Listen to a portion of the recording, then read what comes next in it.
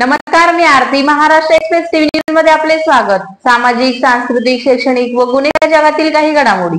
तर प्रथम पाहूया शहरातील महत्त्वाच्या ठळक घडामोडी. श्री रामनवमी निमित्त कल्याणात निघाली अभूतपूर्व अशी शोभायात्रा. माजी आमदार नरेंद्र पवार यांच्या पुढाकाराने शोभायात्रेचे आयोजन. कल्याणकाराची यंदाची श्री रामनवमी सर्वात आणि अत्यंत भक्तिमय आणि भारदस्त अशी ठरली. निमित्त होते ते भाजपाचे माजी आमदार नरेंद्र पवार यांच्या पुढाकाराने आयोजित करण्यात आलेल्या भव्य शोभायात्रेचे कल्याणातील प्रत्येक समाज घटकाने या शोभायात्रेत उत्स्फूर्तपणे सहभाग नोंदवल्याने यंदाची ही शोभायात्रा अद्भुतपूर्व अशी ठरली.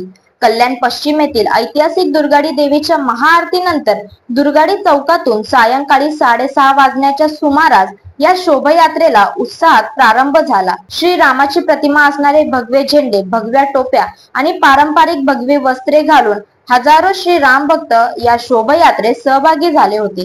तर त्या जोडीला ढोल ताशांचा गजर आणि जय श्री रामांच्या घोषणाने संपूर्ण आसमंत दुमदुमून गेलेला पाहायला मिळाला. विशेष म्हणजे कल्याण शहरातील प्रत्येक समाजाचे शेकडो जाती बांधव भगिनींनीही पारंपरिक पोशाखात या शोभायात्रेत सहभाग घेतल्याचे दिसून आले.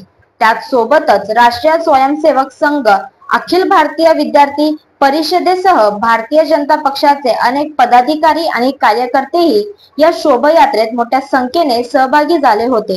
दुर्गाडी चौकापासून सुरू झालेली ही शोभायात्रा लाल चौकी, सहजानंद चौक, देवी अहिल्यामाता चौक, लोकमान्य टिळक चौक मार्गे पार नाका येथील श्री राम मंदिर येथे महाआरती करून मग संपन्न झाली. पार नाका येथे महाआरतीनंतर या शोभायात्रेचा समारोप झाल्यानंतर सुप्रसिद्ध इस्कॉन संस्थेतर्फे उपस्थितांना प्रसाद वाटपही करण्यात आले. अनेक वर्षांच्या न्यायालयीन लढ्यानंतर प्रभू श्री रामांना आपले मंदिर प्राप्त झाले. हा केवळ हिंदुस्थानातील नव्हे तर संपूर्ण जगभरातील हिंदूंच्या दृष्टीने आनंदाचा आणि अभिमानाचा क्षण आहे. त्यात अभिमानातून आजच्या श्री रामनवमीच्या शोभायात्रेत श्री राम भक्तांचा जनसमुदाय लोटल्याने या शोभायात्रेला अद्भुतपूर्व असे स्वरूप प्राप्त झाल्याची भावना माजी आमदार नरेंद्र पवार यांनी प्रसिद्धी माध्यमांशी बोलताना व्यक्त केली आहे.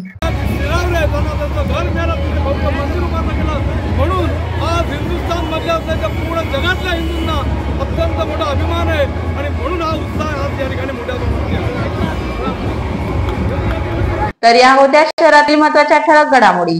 अशाच काही नवनवीन घडामोडी पाहण्यासाठी आमच्या चॅनलला लाईक, शेअर, सबस्क्राईब करा आणि बेल आयकॉन दाबायला विसरू नका. आमचे एकच ध्येय, आम्ही तुमच्या सोबत. तर पुन्हा भेटूया याच ठिकाणी याच वेळी. तोपर्यंत धन्यवाद.